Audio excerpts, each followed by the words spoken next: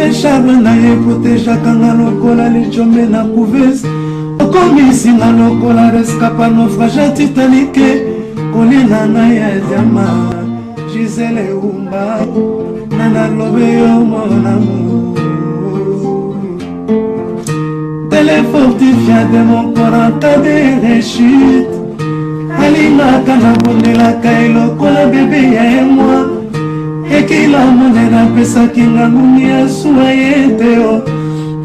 Bonjour peuple congolais de partout. Dans Diamano TV, toye vraiment ezana moi tongo, toye mbango kosolola.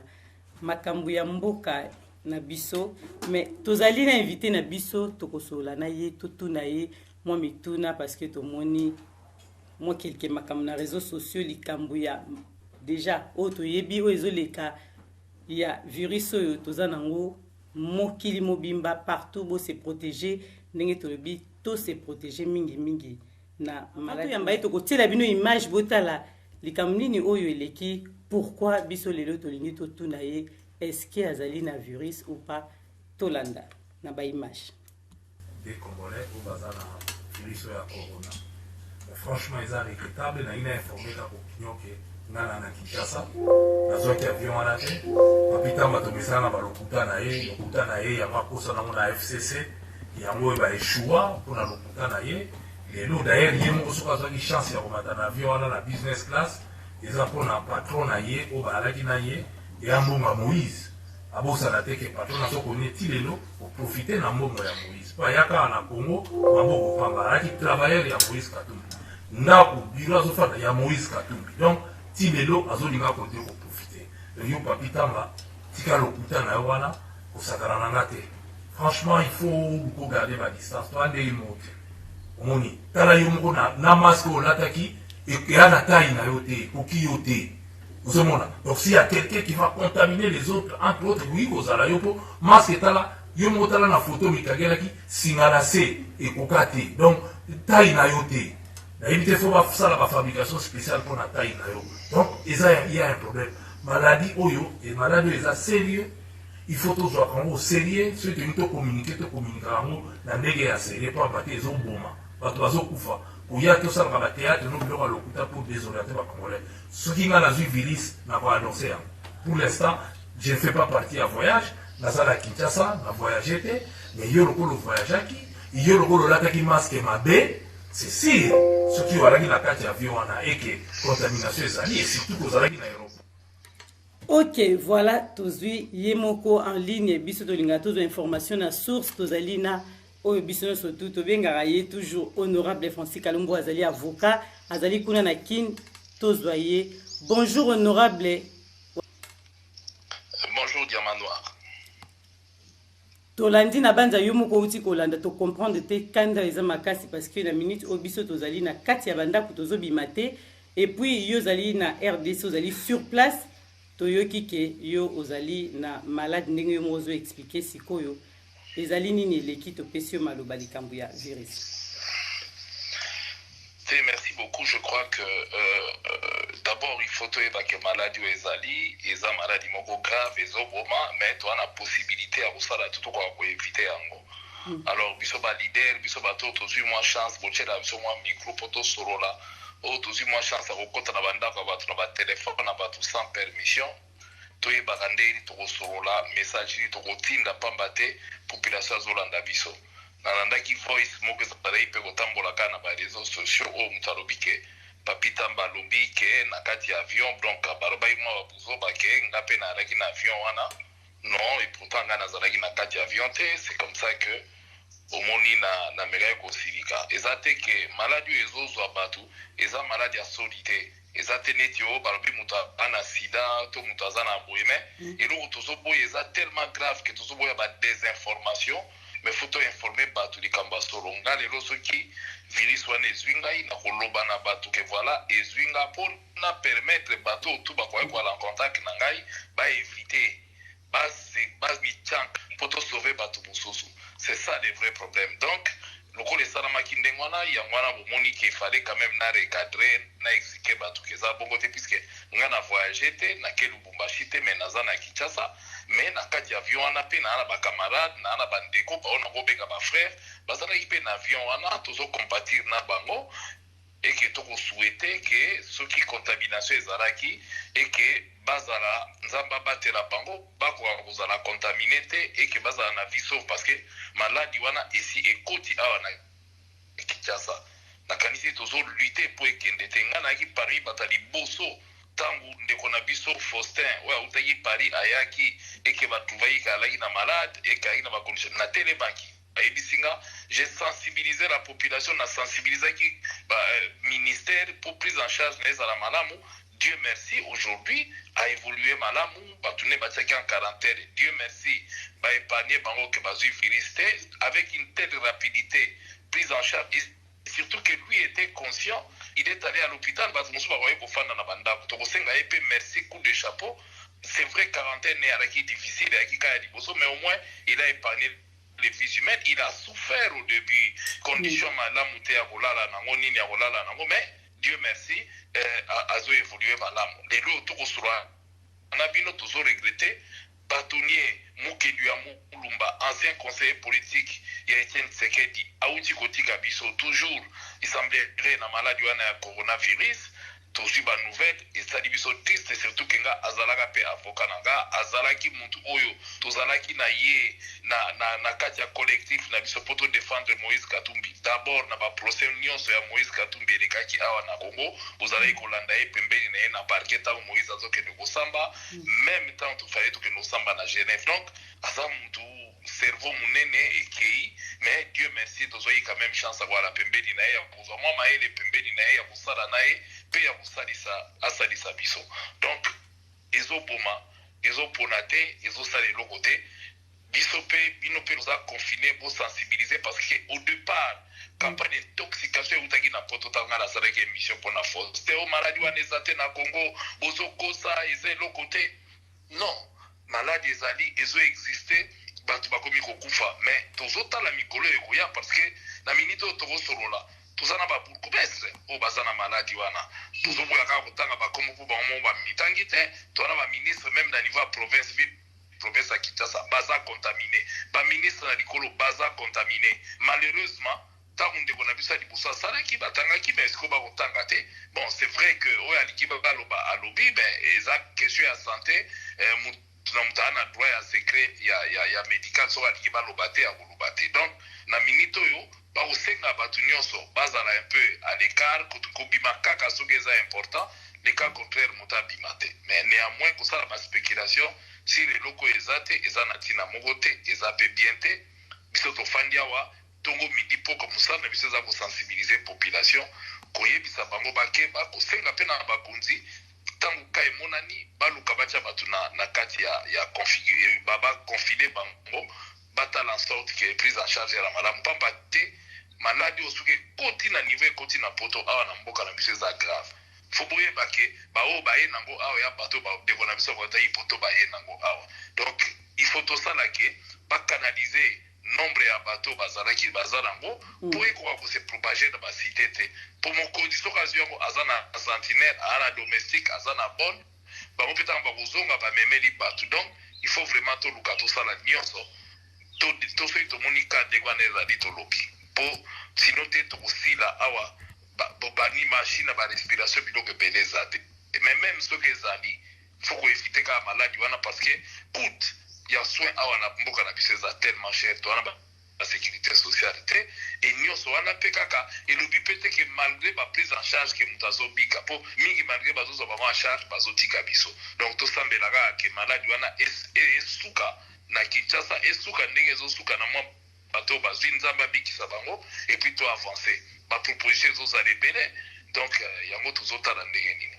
mais sikoyo koloba ntango ozoloba mpe likambo ya maladi yango ndenge ezali ekoti mpenza na kati ya RDC na biso mais concernant oyo ezali bamesure oyo gouvernement ezwaki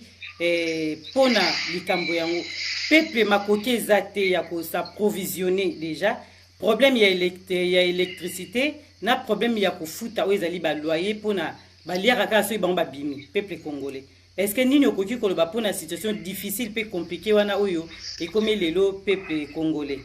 mpe nini okoko propose lisusu ntango mosusu na Félix mpona koyede peuple na situation yango Mais je crois d'abord il faut qu'il faut sensibiliser la population justement pour éviter biloko wana. Lelo yo je comprends parfaitement au jour le jour, mais tout ça la nini. L'État a ça la nini. Ne pas interdire serait envoyer encore la population na mouroir. Bota la Italie a ça qui moins négligence de banderi bota na niveau écopédie. Donc ceux qui va sali en côté na lelo bolobi ke na muta bela kufa na muta la lanzala a ça de logoté. Tout ça na choix. Lelo ata bolobi ke oh non batu fo bateka. Nazolo ba commentaire on kaka na batu misuso ba fadi ba confiné mais bazolo ba il faut batika batu ba circuler, il faut batika batu bateka. OK. Boteka mais lelo soko beles ko kenoteka. Lelo soko solari na mbeto ku faire ko oteka lisusu. Non, je crois que total a d'abord ba mesure, maintenant ba mesure ko iko accompagner yango. Est-ce que l'état na biso na possibilité wana pour l'instant?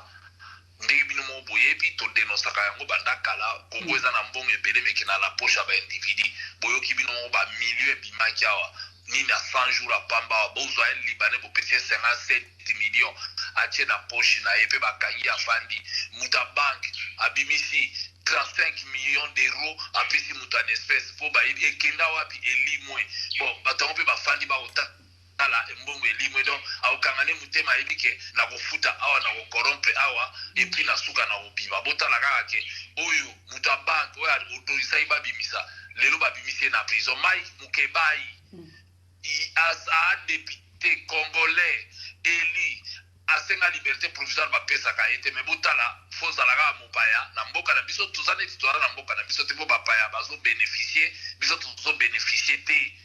belge wana batiki lelo o afuti $35,000 mais mutu ba kolandela ba millions ekei $35,000 pour na ezelo dini ya caution est-ce que eza ba be ça fait mai mukebai par rapport à ya bozui na e afuta pe caution na e pour batika payer 2 poids 2 mesures. Donc or faut yibi ba millions batiki yo muto kuta yibi te ka po alobaki afigi to ndenge ni selon bango donc faut afana na prison azala kuna ba ko accorder liberté te c'est ça droit fait à la pona biso nyonso nyonso etambola pe pona biso nyonso ben eza bitumba ekozala cadeau te na ibisa ka population tongo mindi pourquoi photo bunda po to kota vraiment na état de droit mais soki tobundi te soki tokomika kotala soki tozodénonce pe te eko avance te fo totelemelaka bamakambo mosusu c'est vrai tozotala ndenge ezokende mais à un moment donné justice ezala mpona biso nyonso ndenge moko parce que na minute mike mukebai basenga bapiaka te mais tala mutu wana na problème o biso tu tozomona ke boyebisanga nanu bamillion wana ekei ekosalisa bamachine boni ya bopito awa elingaki ekende donc tozotala kaka ndenge ezokende ndenge biloko yango ezotambola mais tozobunda biso toa na terrain toye kobunda mpo mboka ekochange yango wana tozotala non aujourd'hui difficulté eza wana bazwi bamesure nous disons bravo na bamesure oyo bazwi e d'ailleurs tozolobake bazwi yango un peu na retard il faut badisir bamesure dans sorte que totala nanu ndenge nini tokosala parce que lelo il faut comprendre que baconfine totalement batu te c'est vrai batu faut bateka mais soko okoti malade okosala nini mboka eza na bamoyen te ya kosoigne batu voye batu bafanda nanu na bandako 2 semaines 3 semaines ata balali nzala je comprends likambo lobi ya baloyer mais la plupart ya bacongolais baa balocataire yebisa ngai bon propriétaire mosusu mpe bavivaka na mbongo wana ya baloyer bon oyo mpa koloba nateki te ndenge nini ekokoma baarrangement personnel individuel mais tokosala nini tokosala neti na poto po meme na poto wana basali bato bakado te te mais na poto badébloqué na poto badébloqué quand même mbongo moyo ebele par rapport na biso na Afrique tozokende malembe awa na Congo plus de bao basalaka baa na problème mpenza te mais aux a plus de 80% des Congolais basalaka na oto bengi informel c'est-à-dire ba métier ndenge ka kolobi ba fa jour le jour mingi pe ba indien ba libanais ba toana to ba so ba déclarer bango te donc loko ba déclarer bango te ba na couverture moko te ni ya retraite ni ya maladie ni ya loko ni ya chômage ba na droit loko te bon ndenge ka kolobi to sala nini et alors makambo eyeli biso pesa biso maele epesa biso maele tokotambusa mboka ndenge nini baprojet ezali mpo mboka ekoka kotambola malamu ndenge nini mboka ekozala baide ezali donc il faut tozwa conscience toyeba ndenge tokotya mboka na biso na banorme ndenge bamboka nyonso ezotambola en sorte ke bakaya boye soki eye tokosalela ndenge effectivement oza na raison na poto bakoki korepertorie bato tu basalaka bayebi bango bakeme awa bananedi la plupart ya bato bana basociété wana soko oye déclaré nga babengani yo bali kosalisa bato kaka na fin du mois bapesi yo mwa oyo ayokende obela osala netali bango te donc malembe faut toyeba mboka yani est-ce que mboka eza na besoin ya bamain d'œuvre la réponse est oui puisque bango to balabaka ntongo bakendaka kosala bana besoin na bango mais bazozwa bango en charge totalement te puisque mayu eleki mafi eleki l'état n'est pas encore organisé l'état akufa toboma l'état na mboka na biso faut bastructure wana ezonga malembe na ya contrôle na ya nyonso peut permettre l'état pazwa bambongo baassurance ezwa bambongo nango mpo mboka ekoka kotambola mboka ekokonde kotambola boye te tozwa mwa chance ya kofanda na poto ya komona ndenge ezoleka na poto aujourd'hui biso toza na pouvoir totala nde tokopese mpo mboka na biso ekoka kochange surtout maladi oyo ndenge eyeli biso ete ya biso quoi je comprends bato baa na badifficulté bato baa na bapasi mais est-ce qu'il faut kocroiser maboko est-ce qu'il faut kotika non il faut quand même sauver ma vie humaine, même ceux qui allent même ceux qui passent à Ali. C'est scandaleux. Botika Batu, dis-moi, Bakende ba église, Bakende ba boué, l'église va apporter bango, une place où on a pas na sangane belé et qu'on maladie s'est propagée. C'est comme ça que va suivre la mesure. C'est vrai qu'ils aient cocaté, c'est vrai que moi ils mais tout ça là dit, il fallait quand même commencer quelque part. Mais gouvernement de tolobi gouvernement de bazu ba oezali ba mesure wana pona maladi eza malamu. Mais pona ndenge biloko ezo mata ba prix mati makasi kuna na RDC. Pourquoi gouvernement bazuzo ba mesure te pona yango kasi?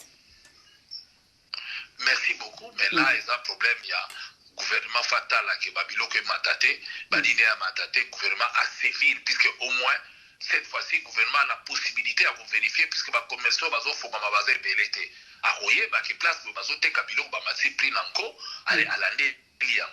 D'autre part, il faut éviter le système yake. Il faut comment l'année la bango, puisque comment te kaga on a molili, et comment ta sous souffta le sous koleka. Faut contrôler nyoso. C'est ça le gouvernement. Le gouvernement faut contrôler. Ata la qui peuple nae, a na pasi, a na nzala, a na bamoa. Il faut pas quitter ça la biloko comme de manière à ce que permettre le gouvernement population à se retrouver dans quatre périodes c'est difficile là où ebisa au diamant surtout en Congo to en Kini awa c'est facilité ba congolais ba vivre au jour le jour passer côté nzale côté so wana bande kona bino awa na kati ya mboka botala ndeni boyi kosala biso bato toza to bindimela toza ta ba papa social na ba mboko yo na ebisi que tout le monde il y a pas si ça y a blague écoute tu bazo souffrir tu bana ba moyen mais tout ça na moyen te maladie yo ko imposer biso et y na ndenga plus que écoute déjà au départ crise moko déjà sous na mboka donc y ko bakisa li sous passe Nicolas passe alors tout ça la kaka tout maladie yo se propager te et si là rapidement bazo kisi na onde bazo bunda na poto kuna le plus vite possible pour permettre que Batouba Silate sinote la mikolo yukuya awa faut se préparer na pire parce que bazo kende moko donc beaucoup bana ba chance tende tout le monde a peine à poto mais awa tout ça n'a pas problème tout le monde a fait ba spéculation moi mingi ba tout ça ba moyen zate Dieu merci peut-être le gola awa peine ba Afrique ba mboke belé to liaka ba bio to ala ba chimie mingi te peut-être nzote ko ala moi makasi pour na moi pe ko beka ko résister alors Bokoko pesa Bokoko, mais moi je ne suis pas là pour encourager quoi que ce soit, mais je pense qu'en réalité, tout le monde a pu faire spéculation, tout la population qui a mesure d'hygiène au bazo pesa. Bamisusu bazo profiter na faiblesse ya batu pour ba véhiculer ba message moko ko encadrer donc il faut batu ba telema batu ba yeba ke malade ezali eza microbe lokolo ya microbe faut ba combattre yango. En parlant de la justice, tokota quand même mukena yango po yo zali mutu ya mibeko yo zali avocat kolobela oyo ezali justice ya mboka na biso komona lelo Mike Mukeba iti lelo azakaka na prison ya Makala tango zotala fonctionnement ya justice ezopona bilongi okoki oloba nini étant avocat sikoto tuni yo question na bongo. Tuninga en tant qu'avocat na droit ya commenter décision ya justice en tant qu'avocat. J'ai prêté serment pour respecter les décisions de justice et Robin n'a pas commenté. Mais ce que tu dis en tant que politicien, ouais, voilà. ou bien en tant que citoyen congolais, on a expliqué que tous en train de dénoncer la situation, il y a 2 poids 2 mesures. Na ucho lubango sikoyo, yo mo moni directeur général ya Bank problème il y a un million a foutu 35 000 dollars ya caution ba libéré yé mais Mike Mukebai député élu hein oui. Malgré décision à cour constitutionnelle malgré tout ça est-ce qu'il y a pas mérité parce que tout le monde a droit détention et ça exception suite à Mike qui a crainte a obum ça va preuve pourquoi ba voyer kotika été azalape azelati ba condamné na makambo ya zolandela de manière à ce qu'il y a kokota na prison ce n'est pas mauvais mais tant au mundele mopaya bazana ba privilège na mboka na biso surtout bato ba yibi bambo kili kaba ya ba million awa mais il est le silence radio et comme il va commission donc on a l'impression que tout l'anda qui dernièrement on a ba réseau procureur à matete wana zo subir ba pression donc on a l'impression que le kola ba ala ba mbongo ebele bon ba olinga ba sala tout ba résister ti lobby basala nini ba bon affaire en ici là ba tout ba kene mais pourtant ba milieu ebele na mboka na biso o to moni place inquiète surtout les 57 millions o mutwala comme seul moyen de défense aux Hollandais na la 82 ans ba ko tchana la prison te mais 82 ans aura bien besoin mbongo mais ya ko de prison ya ko répondre ezate boy banda ko zwa ki mbongo mo peke wapi to yeko balandi banquette ba monike azwa ki na espèce ata yo moko na poto kilo retirata plus de 3 000 dollars na espèce ba opesa ote comment na ayo ye o ke uza 35 millions na espèce bakanga muta banko a autorisé bakanga te basala te finalement mbongo ngwe ko limwa ka bo mais so otali pe ba congolais ba entrepreneur awa mais bazui marché ba pesi pa libanais ba pesi pa étranger donc économie en mboka na biso tout na maboka ba étranger ba congolais rien wapi bango wapi ba dokolo toyebaka ba sheyaya toyebaka ba te belé bakoya bakanga parce que ils aussi maté mais comme nyoso na maboka ba pa ti wapi to boite que ba pa ba ko investir na mboka na biso to boite ba travailler mais ba ko zalana ba privilège mu soutenir ba marché à l'état de mwana bo pesier sur quels critères nyoso wana na ba ba pesa ki na ba to boye donc toujours ta la kaka dossier mo onire bazolobela ngo lisusu te parce que c'est vrai que corona hier to ki pena no mamba santé ba congolais. Oui, en plus toyoki 15 millions ebungaki na banque ezongi mais ezongi ndenge nini utaki wapi kedaki wapi banani bazwaki lelo toyoki kaka ezongi na kati ya banque likambo ya 15 kapi na yoki na information na yoki na information ote mais loko na yebi ezake balobaki bafungolaki enquête et tozela pe suite ya enquête yango procureur afungolaki autant apesaki population communiqué ka fongoli autant soki aclôturé acommuniqué ka faire yango aclôturé mpo bato bayeba position sinon bo baaki mise en cause na affaire yango ti lelo bazokonde koporte fardo ya affaire yango parce que tant que nano econclure te mais soki bakotika boye kozalaka obimi na balabala basengi yo babengi yo 15 millions obimi na balabala basengi yo boye il faut baloba ekomi wapi ezokende wapi parce que bakaya bato mosusu bazeli kutu te batiaki bango na baprison donc toujours likambo wana tozotala c'est vrai justice balobaka ezala ekena malembe mais ezalaka efficace quand il faut servir tozozela efficacité ya justice. Ok, tozokende na yo po toshite na biso penza tolingai tozwa mingi bainformation tocomprendre te ndenge nini makambo eza ya makasi boye eza makambo apasi e na moma wana bino bozali bapoliticien bato batalaka bino tomonaki ekoma likambo ya oyo yaza nango te est ce que ozomonaki likambo wana na ndenge totiaki na image ndenge olobaki na ebandeli komona Papi Tamba azali muto ton mususu azali mutazo lobama politique et bato bazotala bino na libanda komona lelo yo azali muta munene komona yo ko répondre likambo ya ndenge wana est-ce que bozo kantaki peuple o azolanda bino akondima ke maladi wana ezali penza ya solo to ezali te na ndenge bino mo ba politicien bozo sala biso ba peuple congolais malobe pana. Non mais c'est quand même regrettable yango eloko etina ngana ko réagir. Nakanisi ngana sina bani ko sensibiliser population que maladie ezali il faut que banango po ezoboma kisi nango nanu bazuite mais koyoka ke mutu moka komo zongo maseki akomo minimiser yango akomo sakana na yango o matin avion o kangi photo tena ba masque ozola kisa neti soki neni non maladi oyo ezali ezoboma fo tozwango serie tozwango mpo tokenda wana bablage te alors na kosepela te bazwa babanda otya nkombo na nga na place oyo eza te ngai lelo ndenge na repetaki yango ndenge nazoyebisa bato tokoyebisa mpe bato nyonso na bakonzi tomoni prince albert kuna de azwi maladi alobi tomoni angela akendaki en contact na docteur na ye alobi amitié na quarantaine mpo nini azalaki en contact na muto badeklare ye azalaki na virus eye eloko asoni te neti balobaka o sida o mutu azwi hepatite soki ndenge nini te eza maladi oyo ezopesama na mopepe na mbote ya pamba tokoyokela yango soni te soki moto aza nango aloba mpo nini mpo aide baninga meme epa ya nzambe meme soki abengami akufa nzambe akoyamba ye na bopeto parceke au moins aépargne bavie ya bato ebele donc lelo tozala bahero soki moto aza nango ye moko d'abord azwa courage ya koloba mais tozomona bamosusu baoboya koloba balingi meme mpa baloba mais non bazoyede société te eza eloko asoni te moto akobika nango akoloba tomoni patient ya liboso mwana poto aye alobi balekise meme na batelevizio ye moko mpe abengi azali na video ya koloba ndakel eta azali bravo coup de chapeau na ye parce que aidaki bato bacomprendre alekaki wapi akeki bisika nini balobi teke bato place ye akendaki bazwi maladi non balobi kaka soki ozalaki en contact kina moto aza nango vomie omitya ndenge wana epui babanda kosurveille obanda mpe komisurveille parce que soki ozomisurveille te alors koyaki en contact na moto aza nango ntango maladi ebandaka na ebandeli mwa oswani yango eza te ozomona mwa okende nango boye na boye te meme ntango bato baoloba ya bonkoko ekosalisa me bonkoko ekosalisa biso en prévention mela tangausi mela kongo bololo ndenge bato koyoka bazolobaloba bravo coup de chapeau parce que eza babiloko ezali ke ekoyi mpe kosala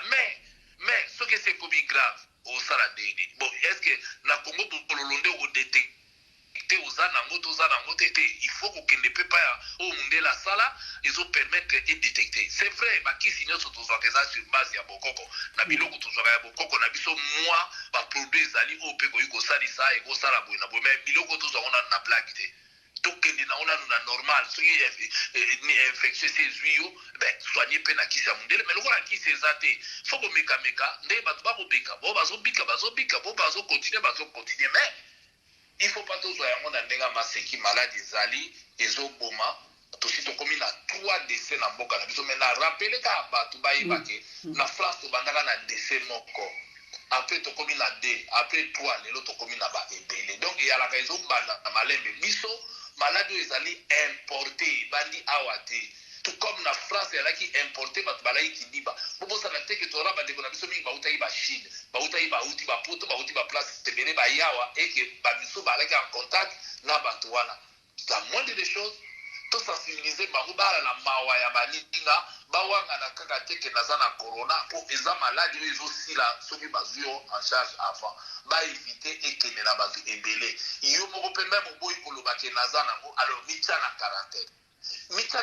parce que ya risque moto ayebi aza nango amitya ye moko na quarantaine mpo auti nazo na risque mais awa ekomi motema mabe komi mitema mabe mingi balingi te balingi ya kokende bakoloba na nga boye te faut tosensibilize bandeko na biso ekota te mais geste ya malamu eza nini geste ya malamu mpenda oyo bato bakoki osala ezaka kovana na ndako nde olobi bamikanga to eloko mosususu nde tozoloba ezali ya liboso kofanda na ndako koevite kopesa bato mbote koevite kozala contact na bato kotika distance ya plus d'1 mètre na mutu meme ozoloba kosokola maboko aire nyonso eloko mosusu nazokonstate bato mosusu evo bayebaka soki ata ozalaki na bagel oyo ezodesinfecte wana osaleli yango 1 fois 2 fois 3 fois mais 4e fois luka nano okende mpe kosokola maboko osimbaki poignet ya portière ya mutuka po kota yebake avant yo ntango mosusu motu moko asimbaki yango ntango yo koti na kati ya mutuka wana osali oyo bandeko na biso ya este na bagoma na yalaki na este ntango touti tourne na Moïse Katumbi mais bango déjà mpona kolite contre Ebola baza déjà discipline okokota na kati ya taxi okuti na kiti ya nsima wana basi batiela o désinfectant donc ayebi ke ntango osimbaki poignet ntango okoti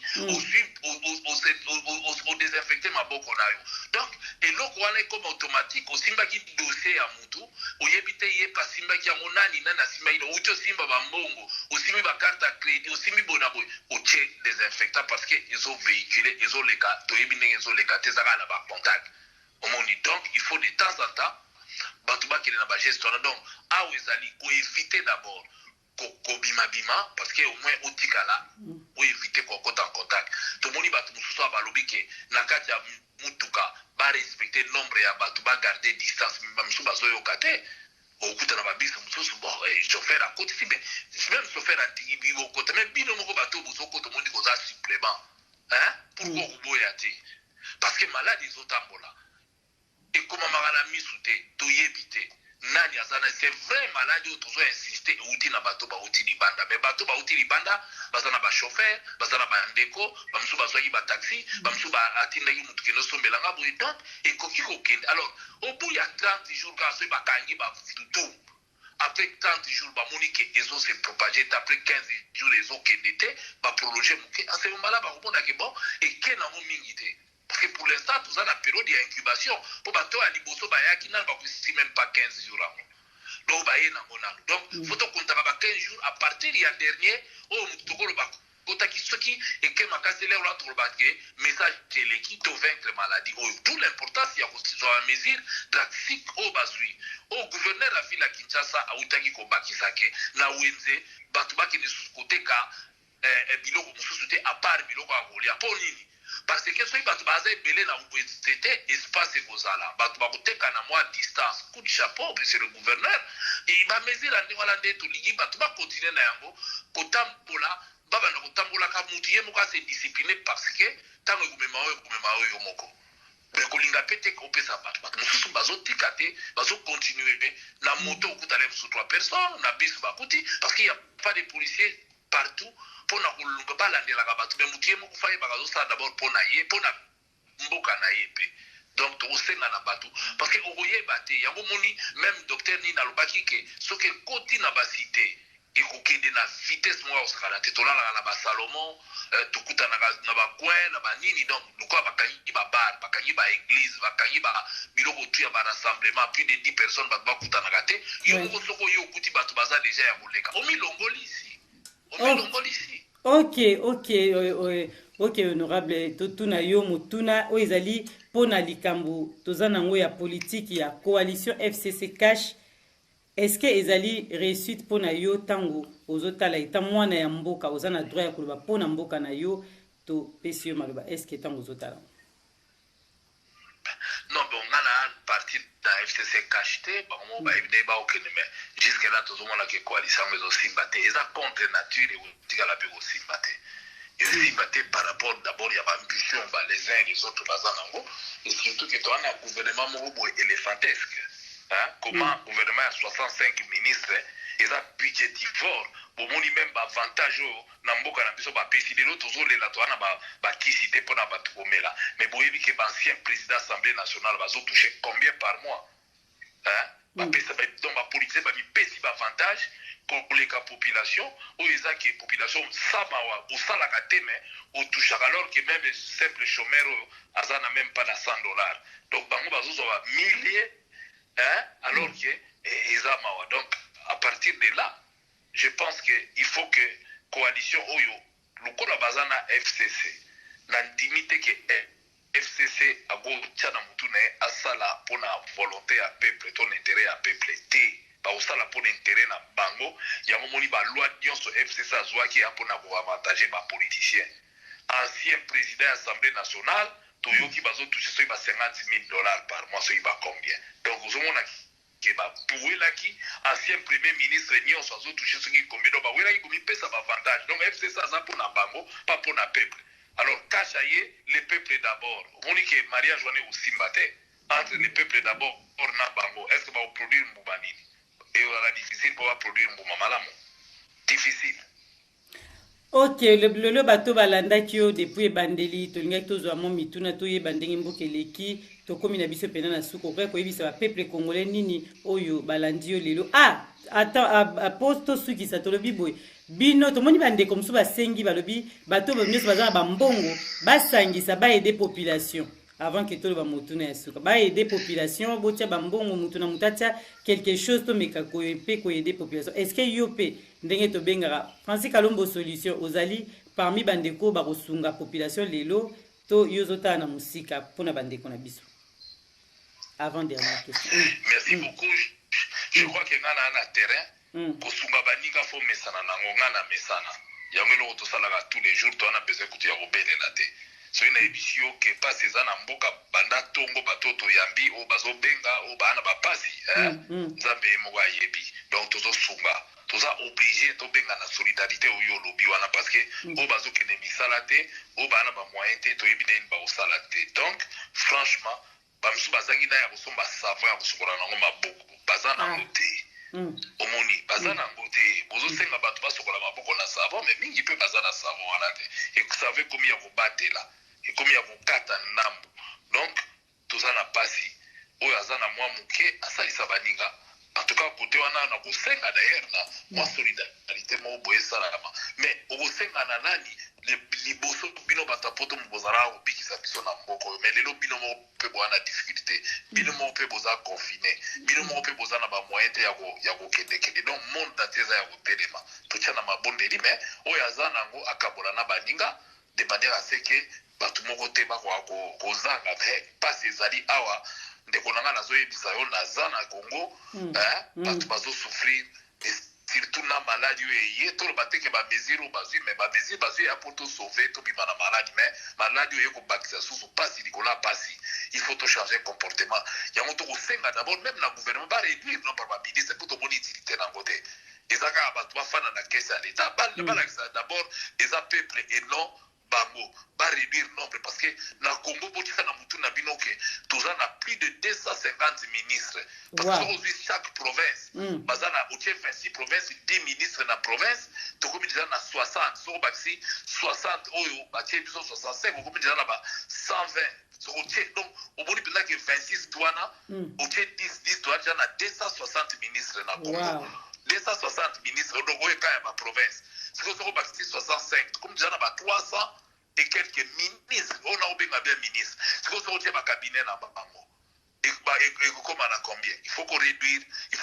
parce que toi on a besoin il y a un nombre de ministres. On a besoin de ça là que l'autre ministre, faut pas foutre, faut ça dans standing ou esengi ministre. Famille ne peut pas dire qu'il y a un ministre et l'autre passe à boutou ya moi, il va y pas naï. Donc à ce moment-là, c'est difficile. Il faut tout le moyen. Train de vie à l'État, ils ont diminué. Surtout la crise où comme la biso, tout est bandé, tout s'est comporté. Mais oui, Malouba Souka Balandio pour aller. Merci na oseka ka population tous en conscience o yeli biso le longa la bino tozo solola to yebina lobinde ne kozalate. Donc tout ça de la kaka to sensibiliser bande bona bien. Bato ba bosa na te ke malaria pe ezali ba maladie za ebele mais na minute o tozo be kaka o ezali virus mais maladie pe ezali ebele o bande comme sous baza nango ba komi ko banga pona okende hôpital honorable. Bande comme sous bazo banga po ebi ke ba okanga ina yango parce que maladie to mesana po to ebi ke kisi na we ali mais o miso kisi lo we za te ba osuka OK merci na yo en tout cas yo pesa na mbote te ngo pesa mutumbote to te non na pesa mbote na batu nyonso o bazola na biso to souhaiter bande ko na biso pe oyo baza bipai na bipai basensibilize baoyo ya bango tokosenga mpe ya kuyalu na bato ya ndeko ya toto ya totila batala mpe bokoko kote na bango bayeba nini na bokoko tokoki kosala comme tokosenga na bango mpe baya bato bamédecine batala mpe kote na bango nini bakoki kosala pamba te mokili ndenge ezokende boye toyebi te me toboyi baspéculation toboyi bato bakoyaka na baesprit moko neti ke eza nango kaka ndenge wana eza facilité pasteur olobi te non pasteur mingi balakisi badimiti na bango mpe tokosenga na bango basensibilize bandimi na bango basala ke eya maladi eya teki bayela bato mosusu ndenge bamosusu balingai babanda o te eza malédiction ya nzambe eza boye na boye te tosilisa nano maladi mpo maladi eye eya ndenge moko eya na malaria ndenge moko eyaka na ndenge na ndenge oyo eye etouche monde entier bazoréfléchir bamoni place euti na ntina eyeli donc tokende nango na baspéculation te mais tosensibilize kaka bato ke maladi oyo ye eza nano na kisi te kisi nango c'est la prévention nango ezali distance à 2 mètres, kosokola maboko, koboya kobima, ko éviter place ya batoupement pour esala que maladie et se propager te esuka. Pour maladie oyo ekoki kosila. Soki batu virus wana ezo résister après 15 jours soki ezwi nango mutu te esili. Soki tamboli nango ezwi te osila. À ce moment-là, ekoya lisusu te. Tokanga mutema. Tokanga mutema toyebake toza capable ya convaincre yango ekoleka biso te, mais à une condition ebandaki pa na biso te ye koya tous identifier d'abord bateau tout bako ala susceptible ko ala contact na bateau et puis ko isoler autant en sorte que balekisa 15 jours après 15 jours maladie si là et à ce moment là le quoi ba frontière les ya kokanga bilo to ya kokanga kaya sika soki koyate et kosila. Ok, merci en tout cas honorable Francis Kalombo to suki sala biso lelo pona makambo ya mboka bande konde tolobi tolongola honorable makambo mboka ezalaka toujours bongo nde tolobi na kati ya Diamanoir TV. Merci na bino ezalaki penza pona koyeba makambo nyonso ezoleka na RDC ndenge bolandi bozala toujours branché tokutana na bino tout à l'heure tokutana wana ezalaki Diamanoir Gisèle Oumba. À très bientôt et bye. Gisèle Oumba, Gisèle Oumba, Nakolina na ya Diama, Gisèle Oumba, Nana troublé au mon amour. Merci. Gisèle Oumba, Diama.